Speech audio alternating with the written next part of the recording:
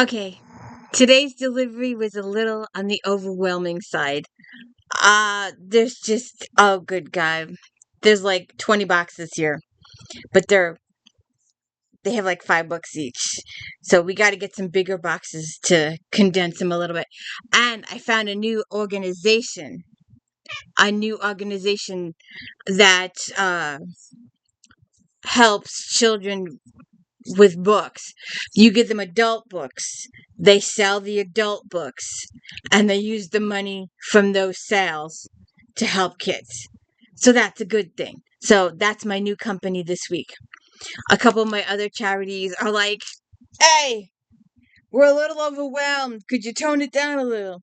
So I found this other company and gonna make first contact with them tomorrow. Well, I've talked to them on the telephone a few times, but tomorrow is the first contact in person. So, hey, this is the D. Louise Book Series. I'm Christina KOSTINA, and this is Sunday. This is Unboxing Sunday. So let's get to it. Do you want to come up? Is that what you're saying? Do you want to come up? Well, if you're going to run, then I'm not going to pick you up. I can't pick you up if you're running. And the scary thing was yesterday. Come here. Well, run then. Come over here. Come here. Sorry. Yes or no? Miss Wishy-Washy Pussycat? Yes or no? I'm getting to business here. Alright. We're going to go through these a little... Come here. Come here.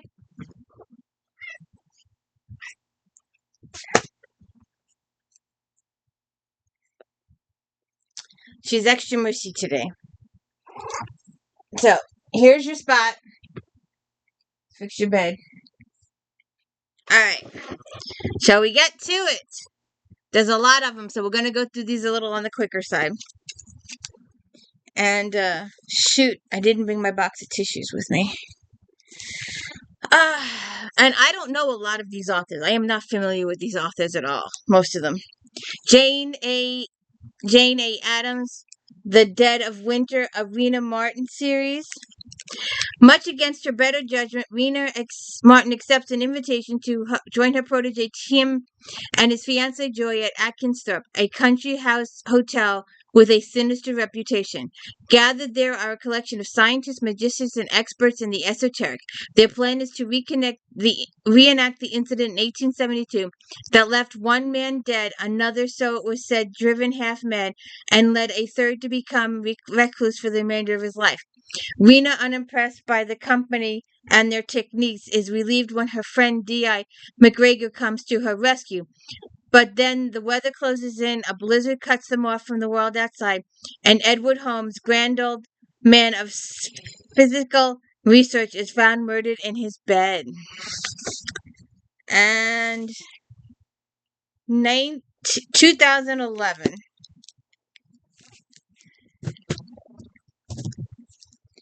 Johnny D. Dogs, The Killing Trail. After visiting his late mother's people on the Meseret Reservation, Comanche tribal policeman Daniel Kilstraight waits to catch a train home when local cowboys bring disturbing news to southern New Mexico territory. A Chihuahuan Apache has been brutally murdered a teenage girl in the railroad town of Deming, and a bunch of locals plan on lynching the Indian. Kilstraight has no jurisdiction in this territory. He doesn't really care much for the Apaches anyway. He knows nothing about Deming, yet the murdered girl or the accused killer. Yet it's still heartbroken over the death of his beloved rain shower. He is in no hurry to return home. So he hops a train to Deming to help the fellow Indian to discover what really happened. 2014. Thanksgiving Angels, Alice Duncan. Former Boston Brahmin Mercy Alcott moved to Los Angeles specifically to get away from her overbearing mother and father. So she's upset when her boss, P.I. Ernie Templeton, gives her the entire week off for Thanksgiving 1926 so she can spend the holiday with her parents in their new winter home in Pasadena, California. Her week of durance is made even more miserable when a woman is flung to her death over the second-story staircase railing. Her mother, who deplores the fact that her daughter actually has a job, insists Mercy call on Ernie to help the Pasadena Police Department solve this mystery. 2015. Johnny D. Boggs again. The Cane Creek Regulators. The South Back Country is no place for a young girl to grow up in 1760s, but 16-year-old Emily Stewart wouldn't have it any other way. There is much for a young tomboy to love in the settlement of 96, where her father, Breck Stewart, runs a tavern. But there's much to fear, too. Gangs of murderous thieves and robbers terrorize the country with virtual impunity. Pleas to the government in Charlestown fall on deaf ears. The governor refuses to send in the militia or establish courts or jails in the district, and even pardons 5 murderers. As the savagery continues, Breck Stewart finally is forced to take a stand, forming a vigilante group called the Cane Creek Regulators. That's that one. And reminder. Have any vacuum by back door. Chris Ewan, Safe House. Have any vacuum by back door. When Rob Hale wakes up in the hospital after a motorcycle crash on the Island of Man, his first thought is for Lena, the gorgeous blonde who was on the back of his bike. But the doctors and the police insist that he was found alone at the scene and don't believe she exists. The woman he describes bears a striking resemblance to his late sister Laura. But did he really just imagine her? 2012.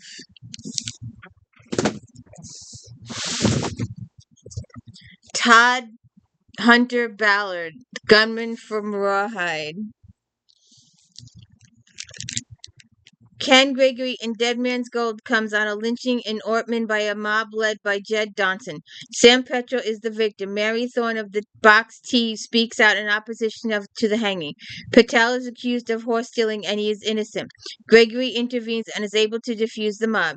Patel claims he discovered where on the Box T Will South buried the cache of gold before heading east, where he subsequently died. Mary Thorne gives him a horse and sends him on his way to the Box T. It wasn't a prudent thing to do since Purnell is murdered on the trail by a sharpshooter, who also talks to Ken Gregory and Mary Thornton as they ride along the same trail. And I don't think this has been read. It's got that stiff new book feeling to it. I don't think this has been read at all. The Dogs of Littlefield. I should have used this for my cozy dog thing. Let's see. Littlefield, Massachusetts, full of psychologists and college professors, is a proud of fine schools, its girls' soccer teams, the leafy streets, and its charming village center. In fact, it's just named one of the 20 best places to live in America. Yet no sooner has socialist Dr. Clarice Wickens arrived to study the elements of good quality of life than someone begins poisoning the town's dogs. Oh, that's horrible. That's horrible. The Sons of God, Rebecca Erlin KURTZ.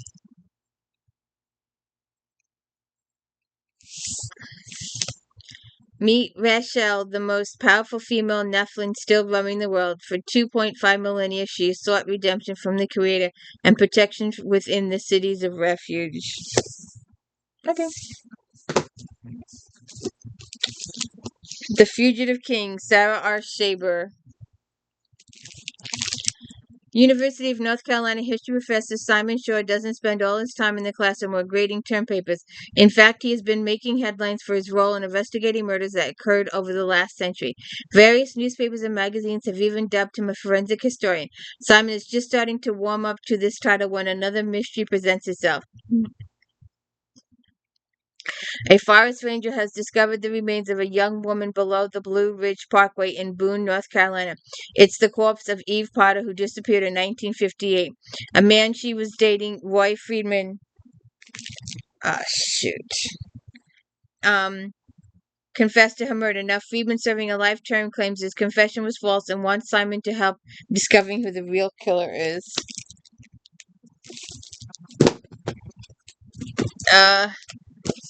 The Mayakovsky tapes, Robert Littell. In March 1953, four women meet in the room of 408 Moscow Deluxe Hotel Metro. They've gathered to reminisce about Vladimir, the poet whose death had become a national idol of Soviet Russia. In life, however, he was a much more complicated figure. The ladies, each of whom could claim to have been amused to the poet, loved or loathed him. In fact, in the course of his life, they pieced together their conflicting memories of him. A portrait of the artist as a young idealist emerges, from his early years as a leader of the futurist movement to his work as a propagandist for the revolution, and to censorship battles that turned him against the state. How's it going there, Missy?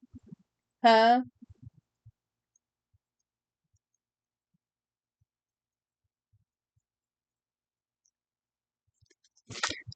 Anna Jacobs, A Time for Hope. When Gabrielle Newman throws her cheating husband out, Stu cares more about the money than the breakup, getting more than his fair share from their house sale. An unexpected request offers Gabrielle a new start, and she tries to leave the past behind, heading north with Don Monahan, the private investigator sent to find her.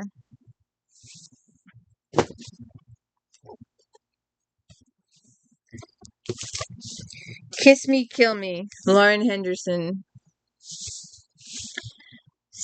When Scarlett Wakefield transfers from St. Tabby, a posh private school outside London, to Wakefield Hall Collegiate, the world-renowned prep school her grandmother runs in English countryside, she's relieved that no one knows her dark, haunting secret. A few months ago, Scarlett was living every girl's wildest dream. Plum Saborn, the Queen of St. Tabby, Smartset, had surprisingly invited her to an elite party with the guest list full of the hottest names in British society, including Dan McAndrew, the king of Scarlett's nighttime fantasies. But before the party, Scarlett had only imagined what it would be like to have her first kiss with Dan. But on the penthouse terrace, Dan leaned close, and she no longer had to wonder. Their kiss was beautiful, perfect, and magical, and then he suffocated in her arms. Crooked Hearts, Robert Boswell. Robert Boswell's wonderful first novel, both heart-piercing and freshly funny, as one strikingly contemporary in its fix on life and timeless in its power to move us, tells the story of an American family transplanted from Kentucky to Sunbelt not long ago. The Warrens are a charming, impulsive, chaotic family you love and want to scream at. Middle-aged parents, three more or less grown sons, and a creepy, articulate teenage daughter. Oh, it's sleepy. Sorry, not creepy. It is their habit to celebrate failure, as when Tom drops out of college with a party. Christmas lights and a case of bud, at the very least. When they buy raffle tickets, they always believe they'll win. They walk in the midst of family myth and ritual, barely noticing disappointments or disaster edging towards a precipice. Only the oldest son is capable of anger. Charlie, whose unspoken hatred of his father weakness takes a startling shape. His father, whose teaching career has derailed, he's demoted from history to driver's ed by a brief, irresistible fall from grace, has a gruesome secret he doesn't know what to do with. His beloved few men ever.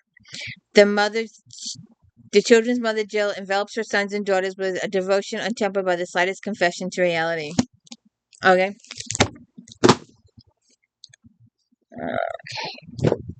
Um,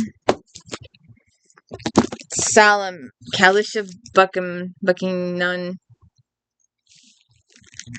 Solemn Redivine is a precious Mississippi girl who senses the nearby baby may be her half-sibling, the outcome of her father's mistakes with a married woman who lives in the trailer park after Solemn witnesses a man drop the baby down a communal well.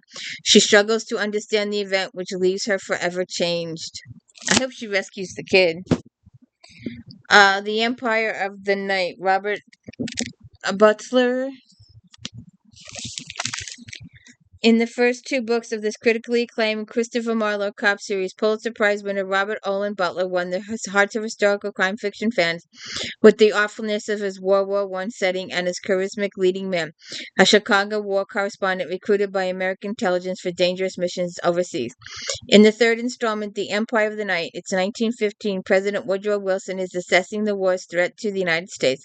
After proving himself during the Lusitania mission, the star of Istanbul, Kit Cobb, is is now a full-blown secret agent working undercover in a castle on the Kentish coast owned by a suspected British government mole named Sir Albert Stockman, and Kit is again thrown together with a female spy, his own mother, the beautiful and merciless Isabel Cobb, and they've got a mission. Let's see what happens there. Russell Banks, FOREGONE.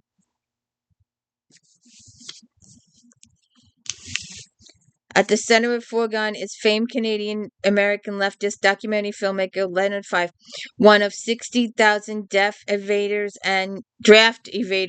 who fled to Canada to avoid serving in Vietnam. Now in his 70s, dying of cancer in Montreal, has agreed to a final interview in which he's determined to bare all his secrets. Okay. West of here, Jonathan Evison. On the western edge of the American continent lies a rugged alpine wilderness of virgin timber and free-flowing rivers choked with endless runs of sockeye and steelhead. Since the dawn of recorded history, the Kalishha Indians have thrived up the bounty of Elko River. In 1889, on the eve of Washington statehood, the Olympic Peninsula remains America's last frontier, but not for long. As the northwest expansion reaches its feverish crescendo, the clock is ticking on the Indians and the wilderness that have sustained them. It is here that Joshua and Everson's epic masterpiece begins. Oh. A conspiracy of strangers.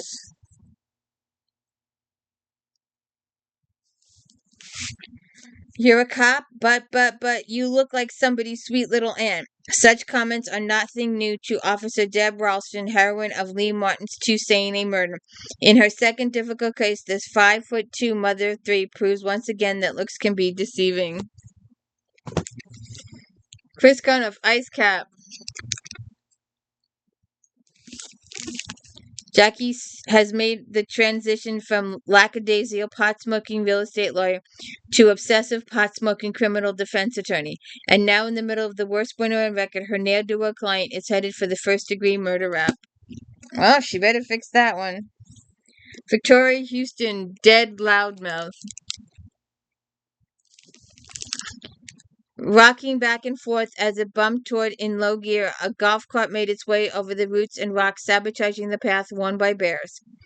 The window the driver had jimmied open the night before was still ajar, even though that one shove pushed it wide open, but a glance inside didn't help. No sightline to the stage. The driver knew the answer to their problem. The formica-topped workbench just inside the open window would make for easy access without having to use the front door. Okay. And the girl from the coast, not a clue. In a poor coastal fishing village, a beautiful girl unknowingly attracts the attention of a local aristocrat. Before she knows it, she's forced to marry this man she's never seen and leave behind all that she's familiar with. Aww, that sucks.